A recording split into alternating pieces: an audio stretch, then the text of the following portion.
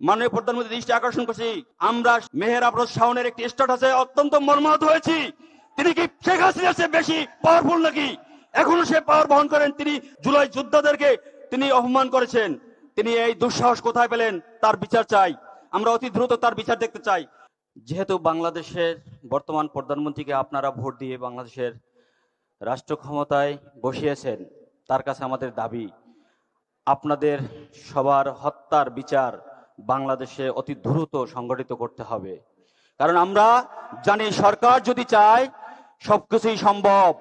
যেই রাষ্ট্রযন্ত্রকে ব্যবহার করে আমার ভাইদেরকে হত্যা করা হয়েছে, সেই রাষ্ট্রযন্ত্র আজকে আমার প্রধানমন্ত্রীর হাতে আছে। সেই রাষ্ট্রযন্ত্র আজকে ব্যবহার হবে ন্যায় বিচারের স্বার্থে, আমার ভাইদের হত্যার বিচারের স্বার্থে। তাই মাননীয় প্রধানমন্ত্রী, আমরা জানি আপনি আরো অনেক বেশি ত্যাগ করেছেন। আপনার ত্যাগ আমাদের কারো মতো হবে না। আপনি সময় প্রতিহিংসা পরায়ণ না হয়ে আপনি ক্ষমার আহ্বান জানান। আমরাও আপনার আহ্বানে সাড়া দিয়েছি। কিন্তু মাননীয় প্রধানমন্ত্রী, যদি ন্যায় বিচারের মাধ্যমে কোনো হত্যার বিচার হয়, সেটা প্রতিহিংসা পরায়ণ নয়। আমরা এই জুলাই পরবর্তী সময় কোন শহীদ পরিবার, আমার কোন জুলাই যোদ্ধা ভাই আইন তার নিজের হাতে তুলে নেয়নি। আমরা বিচারের অপেক্ষায় আছি। মাননীয় প্রধানমন্ত্রী, আপনার পরিচয় কি? আপনি বাংলাদেশের সবচেয়ে সৎ রাষ্ট্রপতি সন্তান, যাকেও হত্যা করা হয়েছিল ষড়যন্ত্রের মধ্য দিয়ে।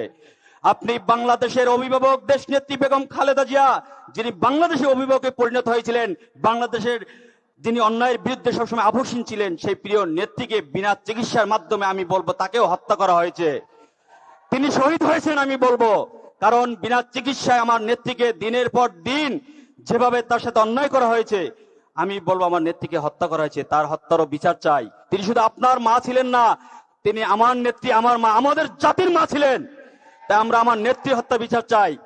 বাংলাদেশের 24-এর পরবর্তী সময় একটি সুষ্ঠু এবং একটি গ্রহণযোগ্য নির্বাচনের মধ্য দিয়ে বাংলাদেশে মানবিক ও সাম্য একটি সুন্দর বাংলাদেশ, পৃথিবীর সবচেয়ে বসবাসযোগ্য একটি বাংলাদেশ উপহার দেওয়ার জন্য কাজ করেছেন।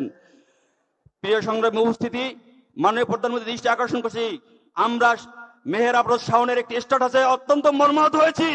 তিনি কি শেখ হাসিনার চেয়ে বেশি পাওয়ারফুল নাকি? এখনো সে পাওয়ার বহন করেন। তিনি জুলাই যোদ্ধাদেরকে তিনি অপমান করেছেন। তিনি এই দুঃসাহস কোথায় পেলেন? তার বিচার চাই। আমরা অতি দ্রুত তার বিচার দেখতে চাই। আপনাদের সবাইকে এবং আপনাদের সবার পাশে আছি। বেসরকারি বিশ্ববিদ্যালয়ের শিক্ষার্থীরা যেভাবে দেশপ্রেমিকতা দেখিয়েছে, যুদ্ধের সময় যেভাবে ঝাঁপিয়ে পড়েছে, এবং আপনারা জানেন এই এক দফা বাস্তবায়নের জন্য সবচেয়ে কার্যকরী ভূমিকা রেখেছে বেসরকারি বিশ্ববিদ্যালয়ের শিক্ষার্থীরা। আন্দোলনের পরবর্তী সময় আমরা ইনশাল্লাহ আপনাদের পাশে আছি। আমরা বিচ্যুত হইনি। রাষ্ট্রের এই দেশপ্রেমিক রিজার্ভ ফোর্স আপনাদের পাশে থাকবে ইনশাল্লাহ। আমৃত। ধন্যবাদ সবাইকে।